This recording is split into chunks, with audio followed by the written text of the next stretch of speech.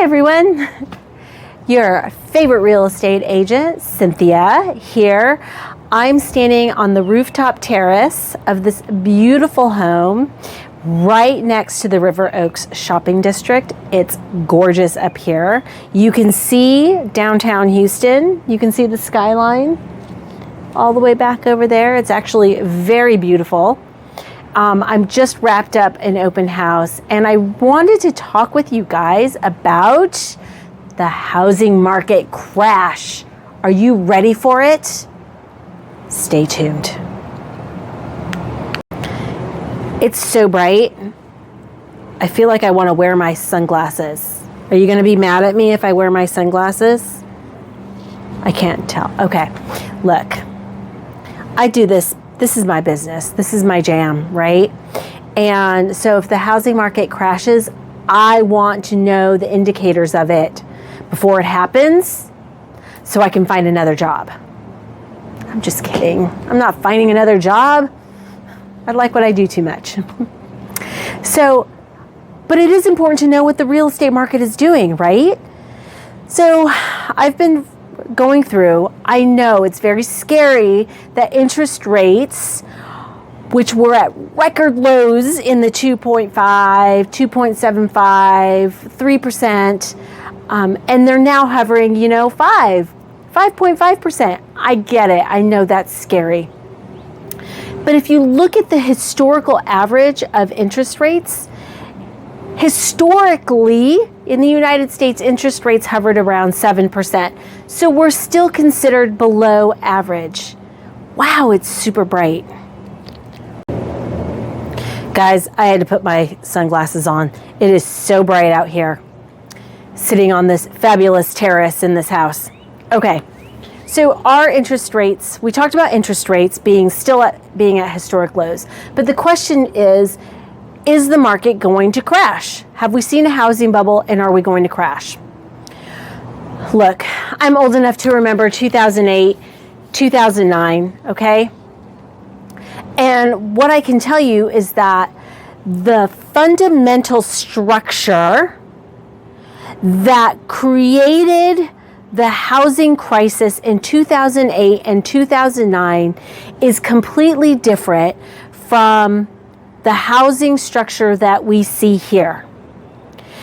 Back in 2008 and 2009, people were being qualified for no verification loans, meaning all they had to do was report on paper what they made and not show any proof of that income. They didn't have to have any assets. They were qualifying people with these weird loan products where you had a balloon payment for a 20% down, and then you had a conventional loan on top of that. And the balloon payment was an adjustable rate mortgage, and they just had these weird mortgage products, okay, that the lending industry was using to get people into homes. I don't see that. That's not what people are using to buy their homes anymore. Okay, the mortgage industry really tightened down on those restrictions to prevent that from happening again. So that's one point that says why this is going to be not the same, why we're not going to have a big market crash in the housing. Now, guys, I'm talking about the Houston area, okay? That's the market I work in. That's the market I can intelligently speak about. So I did some investigating to see what the market trends. I know that the fundamentals are different compared to 2008 and 2009. But I went back and looked at also what do the professionals say? And I mean not just the real estate agent, but I mean those analysts, the think tanks, the real estate think tanks, right, that look at this at a broader level. And I went to CoreLogic. CoreLogic is a massive real estate firm. Not in the sense that they buy and sell homes, but they're a massive aggregator of data. So if you're a big data person, CoreLogic has that data. And they looked at markets all over the United States, and they gave them a rating somewhere between very low of your chance of prices dropping to very high.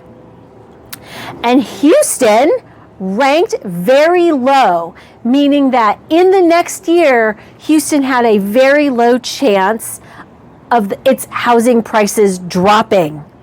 Okay, so that's great news. Now, CoreLogic doesn't just, test the wind to see about the prices and to make these assessments. They looked at multiple factors in the Houston area to make this determination, all right? They looked at, let me look at my notes, income growth projections, unemployment forecasts, consumer confidence, debt-to-income ratios, affordability of the house, mortgage rates, and inventory levels. Okay, so they looked at all of that information around the Houston area to determine whether or not there was a probability of housing prices dropping. And what they come up with is a very low probability, lowest on the totem pole of their scale, that housing prices are going to drop in the next year. Now, I can't speak to a lot of those other avenues. I can't talk intelligently about consumers' debt-to-income ratios. They have access to that information. What I can talk about are the things that I see, which are the economic growth that I continue to see in this area. Just going around in my daily business, I see signs posted for hiring.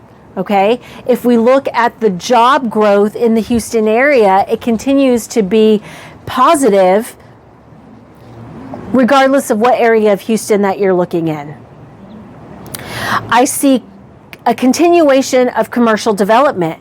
So as I drive around, I see new commercial properties being built up, right? Commercial properties are going to provide leasing spaces for retail properties. It's going to provide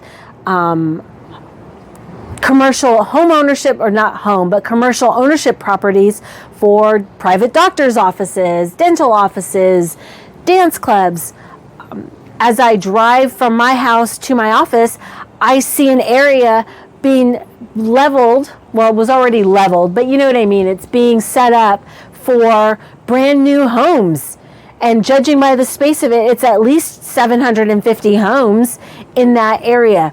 So there continues to be a lot of growth that is happening in this neighborhood and in this area, which will help prices either remain stable or continue to increase. Now, looking at the data here in the Houston area, single-family homes continue to be the biggest driver of our volume. And in fact, we saw the greatest increase in home sales in the single-family home 500 to 1 million price point. That increased 45% over April. March, April, May. Yeah, we're in May, so we're looking at April data. Ha! So what is that saying? It's saying that people in that $500 to $1 million price range, most of those people are move-up buyers, meaning that they've had their starter home and they're ready for their next home. Maybe something that fits their new stage of life, if they've expanded their family, if they've moved into a multi-generational home and now have their in-laws living with them. Or maybe it's not your in-laws, okay? Maybe it's your own parents are now living with you, so that you have 3 generations inside of a home. So that price point, that 500 to 1 million, is the biggest growth area, and we're going to see a lot more homes start to be built in that range in the Fort Bend County area. Well, that's it for today's video. My name is Cynthia Contreras from the Houston, Texas home team. I hope you've enjoyed this information. Please give it a thumbs up. Please click subscribe. Please click the notification bell. And I'll see you next week. Bye.